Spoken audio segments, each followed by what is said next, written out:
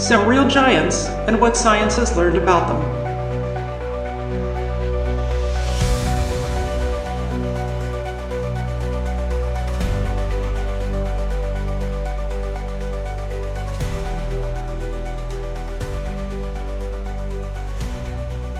Giant gods and demigods loom large in the myths of every land, in India, China, and Arabia, as well as Greece and Scandinavia. Many records follow of real giants during the 7,000 or 8,000 years since the first flashes of history. But it needs to be stated at once that here, as in many other matters, exactness of facts is a very modern quality. Thus, when Pliny tells us that Gabara, whom the Emperor Claudius brought from Arabia, was 9 feet 9 inches tall, we can only be sure that he was probably the largest human being in Rome at that time. And a suspicious number of these early tall men were seen through the mist of reverence due to kingly station and power.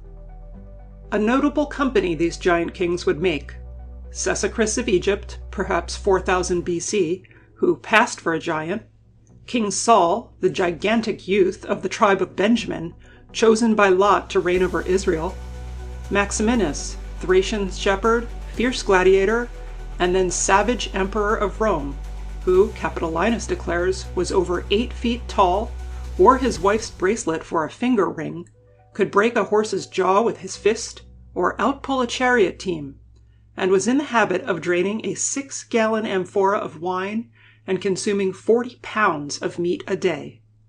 Harald Hardrada, Viking rover, Mediterranean conqueror, and King of Norway, whose height was 5 ells, 10 feet.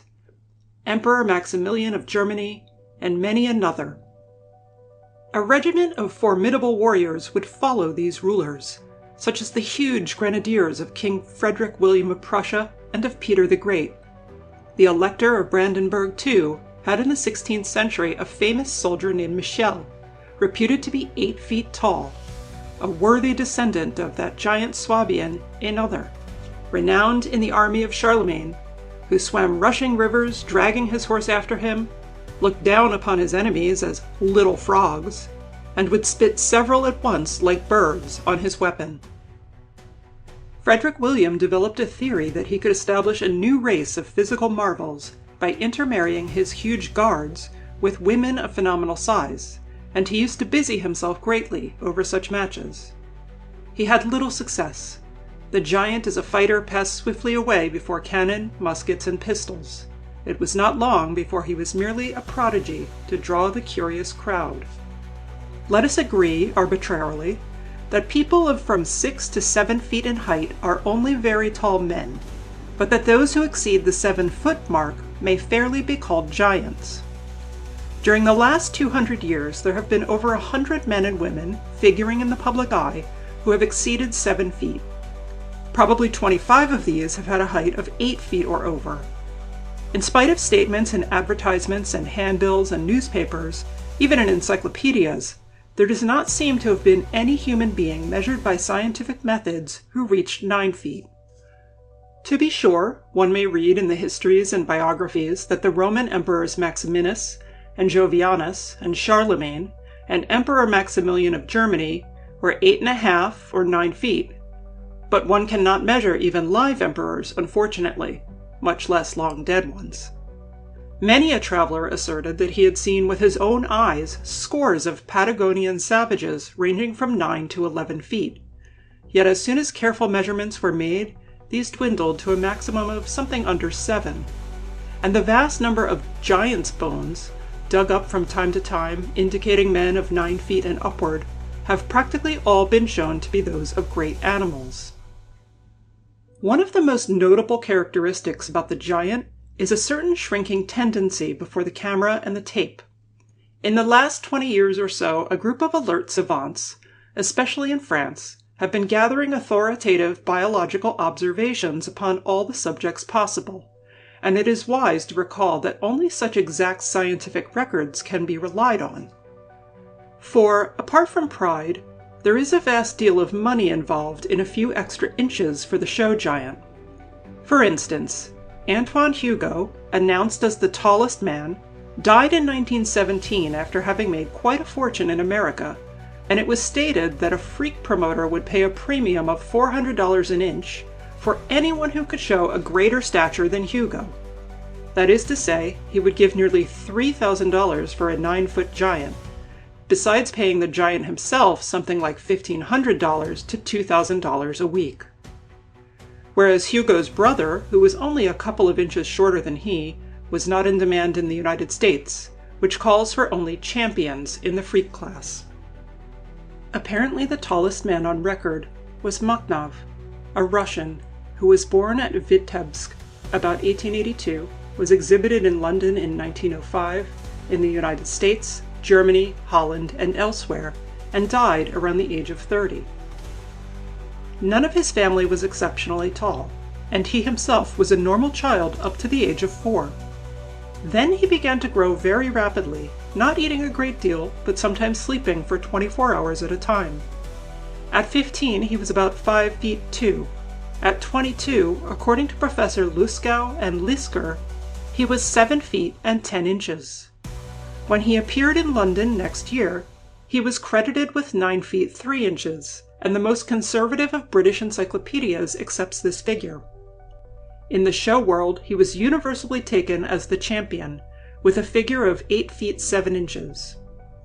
It seems beyond question that he was over 8.5 and under 9 feet. His weight was given as 360 pounds. The champion in 1920 was George Auger, credited with 8 feet 4 inches, who is an American and affects frontier costume. Then there was the famous smiling Chinaman, Chang, who exhibited his 8 feet or so to nearly the whole world for a long period, beginning about the end of the American Civil War. A generation back, there were in the 8-foot class the Austrian Winkelmeyer, Paul Marie Elizabeth Weddy, born at Ben Rendorf in Thuringia, who was called the Queen of the Amazons, and was handsome enough to appear with success at the London Alhambra in a revue called Babel and Bijou, Ben Hicks, the Denver Steeple, and, a little smaller, Captain Martin Van Buren Bates of Kentucky, who married in London in 1871 Miss Anna Swan of Nova Scotia, who was 3 inches taller than himself. They were celebrated as the tallest bride and groom in the world, scoring 14 feet 8 inches between them, while the captain's weight of 450 pounds made him a notable figure. Public curiosity regarding the very tall men is by no means modern. 1,500 years ago, a poor giant in Rome was almost killed by the press of peoples crowding about to get a sight of him. But there was a special outbreak of such prodigies during the 18th century, particularly in England. Footnote: a century earlier came Long Meg of Westminster, heroine of most extraordinary and comical exploits in one of the old ballads. End footnote.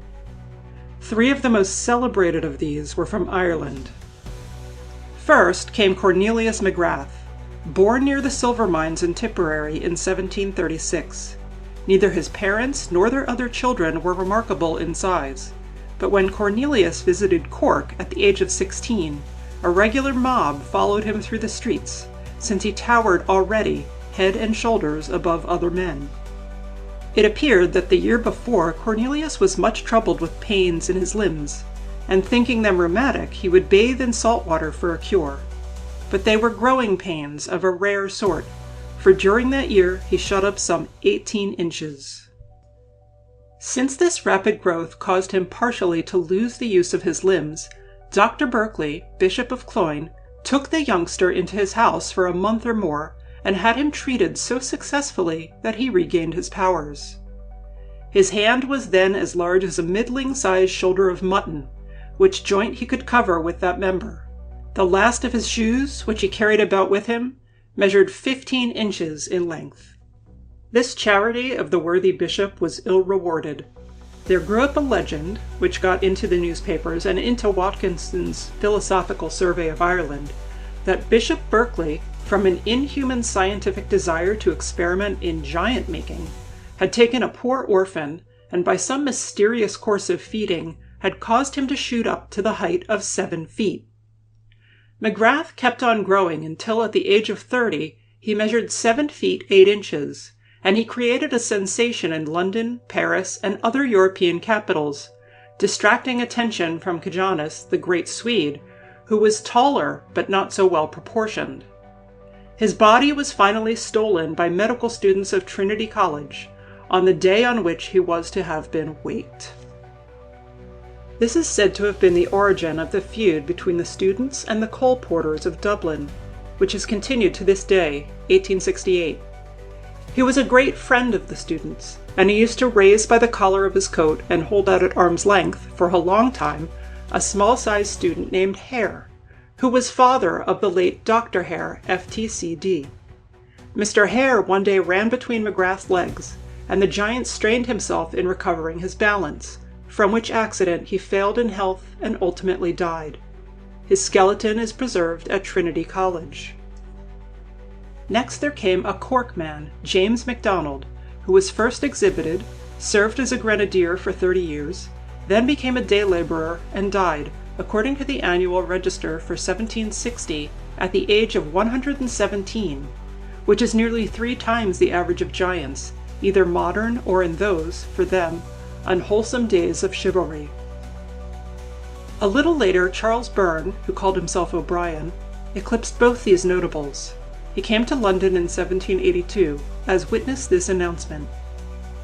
Irish Giant, to be seen this and every day this week in his large elegant room at the Cane Shop, next door to Late Cox's Museum, Spring Garden, Mr. Byrne, the surprising Irish Giant, who is allowed to be the tallest man in the world. His height is 8 feet 2 inches, and in full proportion accordingly, only 21 years of age. His stay will not be long in London, as he proposes shortly to visit the continent. The nobility and gentry are requested to take notice. There was a man showed himself for some time past at the top of the Haymarket and Piccadilly, who advertised and endeavoured to impose himself upon the public for the Irish Giant. Mr. Byrne begs leave to assure them it was an imposition, as he is the only Irish Giant, and never was in this metropolis before Thursday the 11th instant. Hours of admittance every day, Sundays excepted, from 11 till 3, and from 5 to 8, at half a crown each person. Poor Patrick had a rather unhappy time of it, in spite of the furor attending his appearance during the short year when he stood as the most extraordinary production of the human species ever beheld since the days of Goliath. He got to drinking, and visiting the Black Horse Tavern one night was robbed of all the fruits of his year's success, which he carried in 2 banknotes, one for £700, one for £70. Then he became so fearful that the surgeons would get his body for dissection that he begged his remains should be thrown into the sea. The London newspapers, during the summer of the consummation of American independence, were agog with wild tales of the plots to secure the giant's body after death. Says one, "The whole tribe of surgeons put in a claim for the poor departed Irish Giant, and surrounded his house just as Greenland harpooners would an enormous whale. One of them has gone so far as to have a niche made for himself in the giant's coffin, in order to his being ready at hand on the witching time of night when churchyards yawn." Another tale was that a rival party had equipped itself with diving bells to salvage the prodigy from the river, where it was to be sunk at the Downs in 20 fathoms of water. A third said the undertakers had been offered a bribe of 800 guineas. Whatever the facts, the huge skeleton was for a century a treasured possession of the Hunterian Museum of the Royal College of Surgeons in London. Spurred on by Byrne's reception, Patrick Cotter of Kinsale appeared presently. He also took the name of O'Brien and admitted himself to be a descendant of Brian Boru. He soon eclipsed all rival pretenders, and in the 20 years before his death accumulated a competence. Many were the stories told of him. He used to travel in a carriage built especially for him, with a sort of well in the floor to hold his legs. One evening the carriage was stopped by a highwayman. As Cotter slowly rose to look out, the robber saw this huge figure rising apparently endlessly, and, struck with panic, he dropped his pistol, clapped spurs to his horse, and galloped away.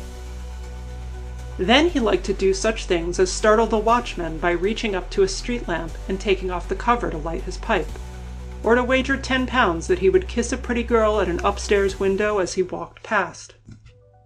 Some half a century back, a gentleman wrote to one of the magazines that he possessed the giant's gold watch, which weighed a pound and had his name engraved in it, and was still in good running order. Rather more interesting than these show giants were the corps of gigantic guards, such as those maintained for half a century at Potsdam by the Prussian kings. Even James I had a doorkeeper, Walter Parsons, about 7.5 feet tall, and Cromwell boasted another, Daniel, of the same size, who became insane from a religious ecstasy. These huge soldiers were gathered with great care from all countries, the tallest being 7 feet 6 inches, and since they were well-built, athletic men, they made a most impressive appearance. King Frederick William, says Voltaire, armed with a huge sergeant's cane, marched forth every day to review his regiment of giants. These giants were his greatest delight, and the things for which he went to the heaviest expense. The men who stood in the first rank of this regiment were none of them less than 7 feet high, and he sent to purchase them from the farthest parts of Europe to the borders of Asia.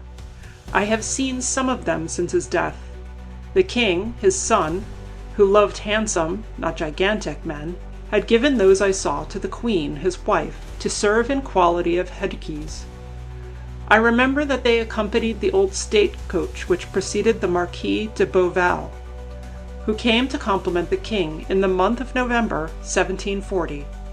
The late king, Frederick William, who had formerly sold all the magnificent furniture left by his father, never could find a purchaser for that enormous and gilded coach. The headkeys, who walked on each side to support it in case it should fall, shook hands with each other over the roof. A pleasant exception in character was one Anthony Payne of Cornwall, a region always famous for tall men.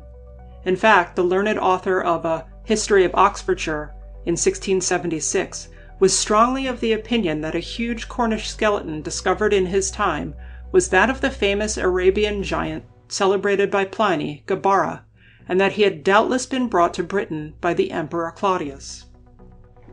Tony Payne was reputed to measure 4 inches over 7 feet. He was a faithful follower of the Stowe family, as noted for intelligence, vigor, and good humor as for size, and fought with distinction in the Royal Army during the Great Rebellion.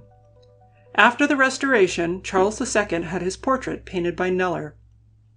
One Christmas Eve, he sent a boy with a donkey to bring in wood from the forest.